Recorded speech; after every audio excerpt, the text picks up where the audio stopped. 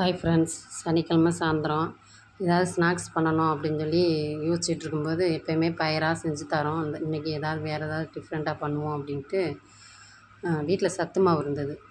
சரி அப்படின்னு சொல்லிட்டு கொழுக்கட்டை மாதிரி வச்சிடலாம் அப்படின்னு கொஞ்சம் சத்து மாவு போட்டு அதில் கொஞ்சம் நாட்டு சக்கரை சேர்த்தேன். ஏன்னா மாமா சாப்பிட்றதுனால வேறு எதுவும் இனிப்பு சேர்க்கக்கூடாதுனால நாட்டு சக்கரை மட்டும் சேர்த்தேன், நைட்டில் இனிக்கணும் அப்படின்னு. அப்புறமேட்டு தேங்காய் அச்சிலும் கொஞ்சம் பொரிகடலையும் அதையும் போட்டு மிக்ஸ் பண்ணி ஒரு மிக்சியில் ஒரு ஓட்டு ஓட்டிட்டு அதையும் அதில் தட்டி அப்படியே கொஞ்சம் தண்ணி ஊற்றி கொழுக்கட்டை மாதிரி பிணைஞ்சிட்டேன்.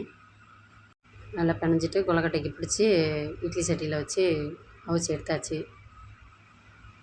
சத்து மாவில் நிறைய டிஃப்ரெண்ட்டான ஐட்டமாக செய்வாங்க. இதுவும் தெரிஞ்சிருக்கலாம், இந்த மாதிரி கொழுக்கட்டை வைக்கிறது.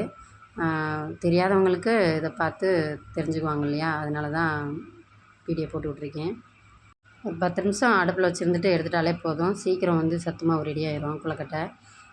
அப்புறம் ஓப்பன் பண்ணி சாப்பிட்றலாம். பிக்கிறதுக்கே சாஃப்டாக இருந்துச்சு.